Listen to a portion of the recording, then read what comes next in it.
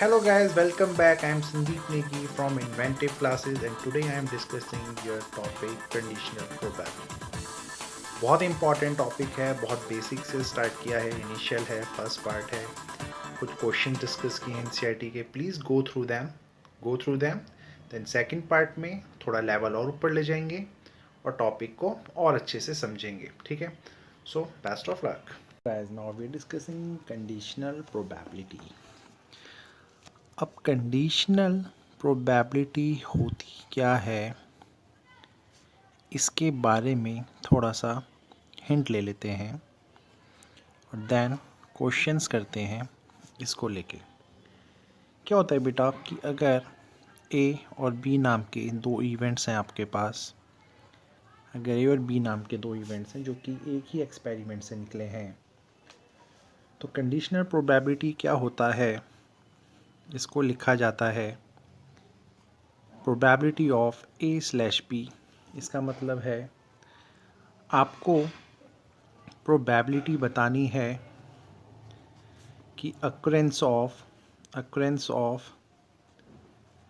Event A के होने का अक्रेंस है ना, उसकी प्रोबेबिलिटी बतानी है when B already occurs.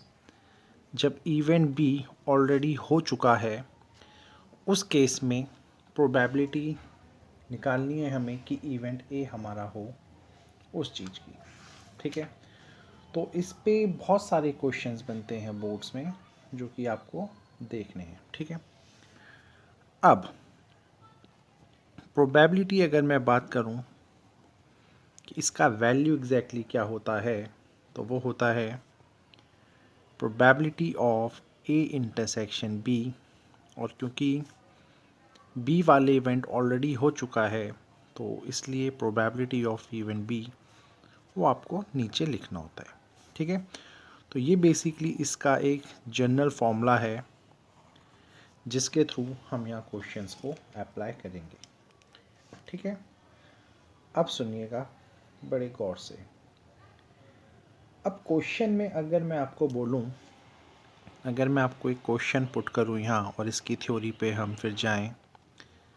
If I say कि a die is thrown twice, if I say a die is thrown twice, एक डाई को आपने दो बार थ्रो किया है, ठीक है। उसके बाद क्या होगा, जो सम होगा, सम सम ऑफ द नंबर्स अपीयर, जो नंबर यहाँ पे अपीयर करेंगे वो आपने नोट किए और वो आपने ऑब्ज़र्व किए कि ऑब्ज़र्व टू बी 6। लेट से जो उन डाई पे नंबर आना था वो आया आपका 6, ठीक है। तो what is the conditional probability, वो आपसे पूछ रहा है what is the conditional probability को मैं अभी CP से नेम से डिनोट करता हूँ कि कंडीशनल प्रोबेबिलिटी दीजिए कि दैट नंबर 4, एक number 4 has appeared at least once, कि कम से कम एक बार आपका नंबर 4 तो ज़रूर आया होगा, ठीक है। यह आपका क्वेश्चन है। अब इसी को मैं थोड़ा अगर सॉल्यूशन के वे में समझूं, तो यहाँ पे आपसे क्या बोला गया है कि एक इवेंट ऐसा है जो आपको निकालना है और यहाँ पे आपको गिवन है कि भाई 4 आपका आया ही आया है, इस इवेंट में 4 आपके आया ही आया है। तो कोई भी दो डाइस को अगर थ्रो करते हैं और सम अगर 6 चाहिए, ठीक है, तो पहले तो हम यहाँ टोटल केसेस की बात करते हैं, ठीक है। अच्छा, लेट्स से ये डाई नंबर 1 है, ये डाई नंबर 2 है। अब अगर इनमें सम 6 आना है तो उसकी क्या प्रोबेबिलिटी है, यहाँ 3 आया हो, यहाँ 3 आया हो, यहाँ पे 2 आया हो, यहाँ 4 आया हो, यहाँ 4 आया हो, यहाँ पे 2 आया हो, 1 हो, 5 हो, 5 हो 1 हो, क्या यही एक पॉसिबिलिटी है बेटा?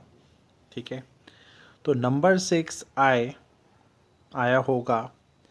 टोटल आपको यहाँ ये सारे केसेस दिख रहे हैं, इसके अलावा कोई भी केस नहीं है कि दोनों डायरेक्ट्स का जब आप सम करें तो आपको यहाँ पे 6 मिल जाए। अच्छा, लेकिन इनमें से ये दो केसेस ऐसे हैं, इन दो केसेस ऐसे हैं जहाँ पे नंबर 4 अपीयर हुआ है एटलीस्ट वंस, एक बार तो नंबर 4 अपीयर हुआ है। ठीक है, तो यू कैन ईजिली सी इन पाँच में से दो केसेस ऐसे हैं जिनका सम 6 भी आया है और उनमें एटलीस्ट किसी भी एक डाई में यहाँ पे 4 आया है। ठीक है, तो ये तो था एक बहुत सिंपल सा क्वेश्चन जो कि हमने डायरेक्टली सॉल्व किया। अभी हालांकि हमने इस फॉर्मूले का भी कहीं यूज़ नहीं किया, ये तो हमने डायरेक्टली ही आपको आंसर दे दिया और इजीली क्लियर हुआ भी है। ठीक है, लेकिन अब धीरे धीरे आगे बढ़ते हैं इसकी थ्योरी पे और देखते हैं कैसे कैसे क्वेश्चंस ये आपसे पूछ सकता है। ठीक है, सो अब हम डिस्कस करते हैं क्वेश्चन। तो क्वेश्चन है 2 कॉइन्स आर टॉस्ड वंस, आपको प्रोबेबिलिटी देनी है, कंडीशनल प्रोबेबिलिटी P/F की। When your event E is tail appears on at least 1 coin, कम से कम एक कॉइन में तो आपका टेल आया हो। ठीक है, और दूसरी प्रोबेबिलिटी जो F की है, जो F इवेंट है वो है 1 कॉइन शोज हेड।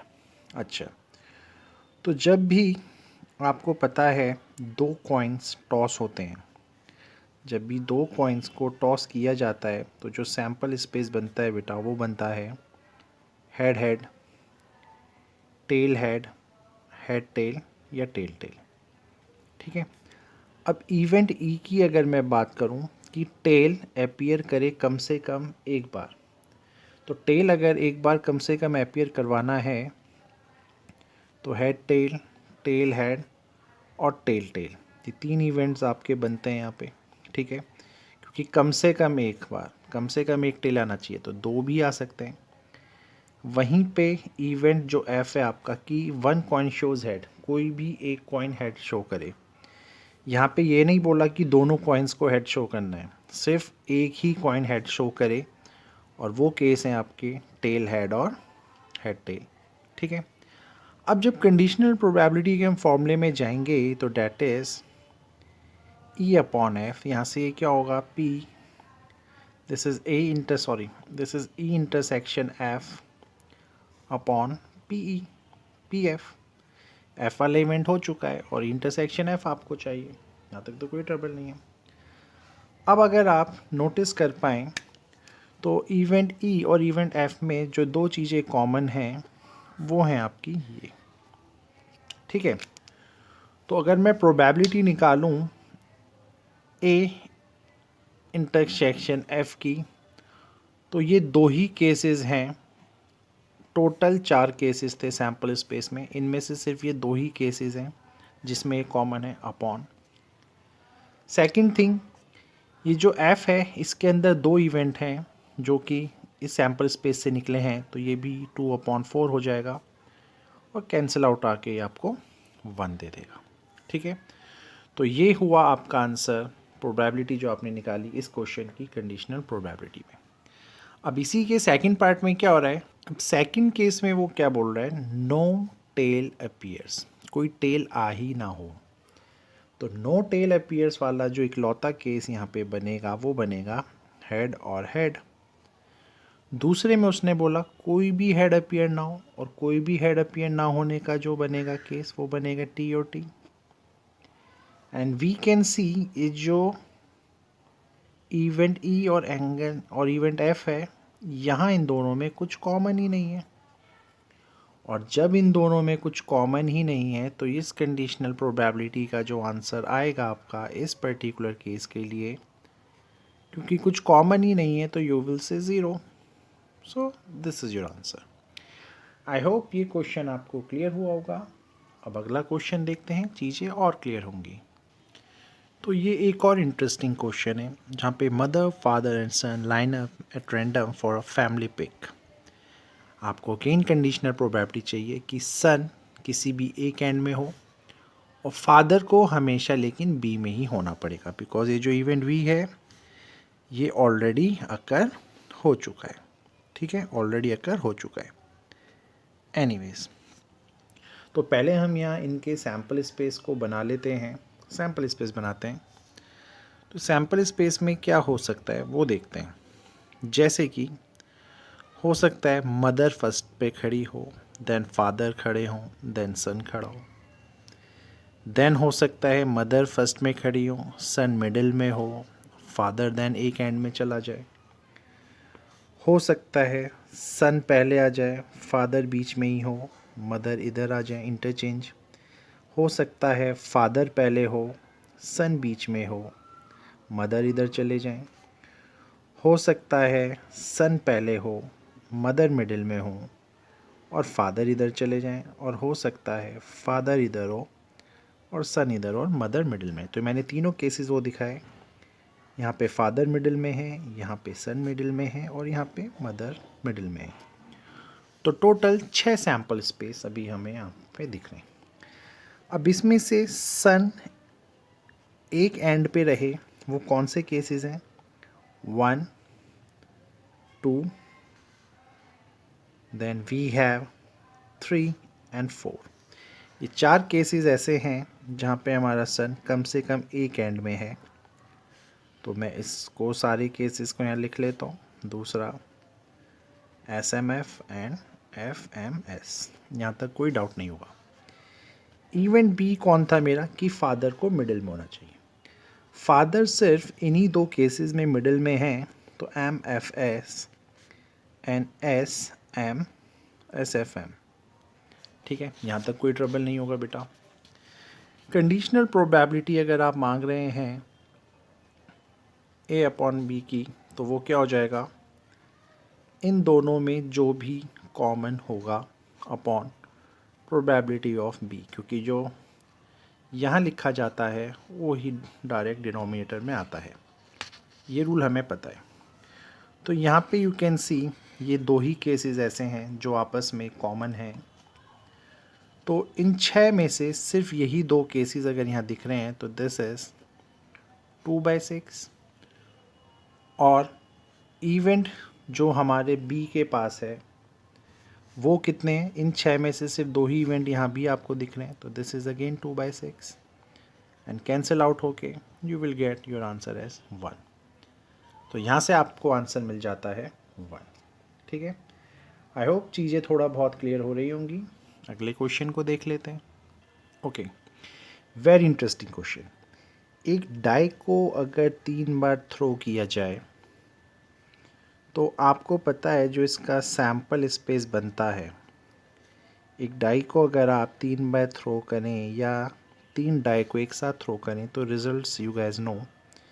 हो सकता है तीनों में 1 1 1 आ जाए, हो सकता है पहले में 1 हो, दूसरे में भी 1 हो, तीसरे में 2 हो जाए, और ऐसे करते करते करते करते हो सकता है जो लास्ट पेयर यहाँ बने वो 6 6 और 6 का बने। तो किसी भी एक डाई को जब उछाला जाता है तो 6 एन केसेस होते हैं, और क्योंकि यहाँ पे 3 टाइम्स आपकी डाई को टॉस किया गया है तो टोटल जो केसेस यहाँ बनेंगे वो बनेंगे 6 की पावर 3 यानी 216। तो इस सैम्पल स्पेस में 216 पेयर कैन कम, अलग अलग आएंगे। ठीक है, ये सिर्फ 3 लिखे हैं, ऐसे ही 216 हैं, ये आपको पता है जूनियर लेवल का चीज़ है। अच्छा, इवेंट ए क्या बोलता है कि जो आपकी थर्ड वाली डाई है उस पर 4 आना चाहिए। ठीक है, तो क्या क्या पॉसिबिलिटी है? अगेन बहुत सारी पॉसिबिलिटी हो सकता है 1 1 1 4 आ जाए, हो सकता है 1 2 4 आ जाए, और ऐसे ही number of times, number of possibilities are there till 6 6 4 आ जाए। अब सारे केसेस लिखना तो जस्ट इम्पॉसिबल फॉर अस, है ना। इतने सारे केसेस हम एग्ज़ाम्स में दिखा भी नहीं सकते हैं। तो अभी इसको हम ऐसा ही लिख देते हैं, हम अपने इवेंट बी की तरफ चलते हैं। तो जब आप बी को देखेंगे वो बोलता है 6 होना चाहिए फर्स्ट पे और 5 होना चाहिए सेकंड थ्रो पे। तो यस, ये एक छोटा सा हमारा सेट बन जाएगा। 6 पहले है, 5 सेकंड थ्रो पे है, तो थर्ड पे हो सकता है 1 हो। देन 6 पहले पे, 5 दूसरे पे, हो सकता है थर्ड पे 2 आ जाए। 6 पहले में, 5 हो सकता है 3 आ जाए। 6 5 4 का एक कॉम्बो बन जाए। 6 5 5 का एक कॉम्बो बन जाए और 6 5 6 का भी एक कॉम्बो बन जाए। ये टोटल पॉसिबिलिटी है। तो अब आपको कंडीशनल प्रोबेबिलिटी जब चाहिए ही है, तो आपको अगर P अपॉन A चाहिए, तो यू कैन सी इन सारे केसेस में अगर मैं देखूं इस A और B में क्या चीज़ कॉमन आ सकती है, तो यू विल रियलाइज़ कि ये जो 654 है, क्योंकि ये जो 654 है इसके एंड में 3 आ रहा है। हालांकि यहाँ पे तो बहुत सारे केसेस हैं, लेकिन इन सारे केसेस में एक ये केस भी पक्का होगा। तो जो इकलौता केस बेटा यहाँ से बन रहा है, जो इसको सेटिस्फाई कर रहा है, वो है ये, है ना। तो कहने का मतलब है सिर्फ एक ही केस सेटिस्फाई कर रहा है 216 केसेस में से। इतने सारे केसेस में से सिर्फ एक ही सेटिस्फाई कर रहा है, ठीक है। डिनोमिनेटर में क्या लिखना है? डिनोमिनेटर में हमें क्या लिखना होगा? As you can see 1 2 3 4 5 6 cases हैं इवेंट बी के लिए, वो भी 216 केसेस में से। अब 216 से 216 cancel and you will get 1/6 as your answer, ठीक है। सो आई होप ये चीज़ आपको क्लियर हो रही होंगी। These are not very very tough questions, ठीक है। कुछ और एग्जाम्पल देखते हैं, थोड़ा बेटर और होगा अंडरस्टैंडिंग में। चलिए एक और इंटरेस्टिंग क्वेश्चन है। एक instructor has an question bank जिसमें 300 easy true false, 200 difficult true false, 500 easy MCQs, 400 difficult MCQs हैं। अब इनमें से इतने क्वेश्चंस में से आपको एक क्वेश्चन ऐसा निकालना है जिसको जब आप चूज़ करें तो जो प्रोबेबिलिटी हो वो किसकी निकालनी है कि वो इजी क्वेश्चन ही निकले। और गिवन क्या है कि मतलब ऑलरेडी क्या होना चाहिए, प्रोबेबिलिटी किसकी चाहिए, इजी क्वेश्चन निकलने की। और वो एक एमसीक्यू का ही क्वेश्चन हो, उसकी क्या प्रोबेबिलिटी बन जाती है, ये है क्वेश्चन। तो सॉल्यूशन यहाँ पे बहुत इजी है लेकिन थोड़ा सा डाइसी है। सबसे पहले जो इवेंट ए यहाँ पे बनेगा वो क्या बनेगा कि आपका सिलेक्शन किया जाए, सिलेक्शन हो किसका, एक इजी क्वेश्चन का। तो as you can see 300 true false के हैं, 500 एमसीक्यूज़ के हैं, तो टोटल 300 प्लस 500 क्वेश्चंस यानी 800 क्वेश्चंस यहाँ पे ऐसे हैं जो इजी वाले हैं, ठीक है। बी वाले इवेंट में क्या बोलता है, given that it is a MCQ, तो सिलेक्शन होगा एक एमसीक्यू का, ठीक है, मल्टीपल चॉइस बेस्ड क्वेश्चंस। तो टोटल 500 है और 400, तो 900 क्वेश्चंस आपके हैं जो एमसीक्यूज़ के हैं बस, ठीक है। ये है आपका पूरा का पूरा गेम। अब अगर आपको चाहिए कि ए अपॉन बी इसलिए कह रहा हूँ क्योंकि जो गिवन हमें क्या है, एमसीक्यू, तो जो गिवन होता है वो डिनोमिनेटर में आता है, जो पहले हो चुका होता है वो डिनोमिनेटर में आता है, ये मैं पहले ही बता चुका हूँ। और जिसकी प्रोबेबिलिटी चाहिए होती है बेटा वो ऊपर की तरफ आता है। तो easily you can C probability को नंबर्स की फॉर्म में भी निकाला जाता है, और ये थ्योरी अभी आपके पास फर्स्ट टाइम आई है। तो अगर मैं इस चीज़ का आंसर ऐसे भी दे दूं तो भी I can give this probability. So it is very simple. कितने क्वेश्चंस ऐसे हैं जो एमसीक्यू के भी हों और इजी भी हों, और वो क्वेश्चंस हैं यहाँ पे बस और बस 500 क्वेश्चंस ऐसे हैं जो इजी भी हैं और एमसीक्यू भी हैं। तो इन 800 क्वेश्चंस में से जो कि इजी वाले थे, ये जो 500 हैं वही क्वेश्चंस ऐसे हैं जो कि यहाँ आ सकते हैं, डिनोमिनेटर में कौन आएगा? सिलेक्शन ऑफ MCQs, और MCQs कितने हैं टोटल वो तो आपको पता है 900. So your answer was 5/9. Hopefully question clear होगा. आगे बढ़ते हैं.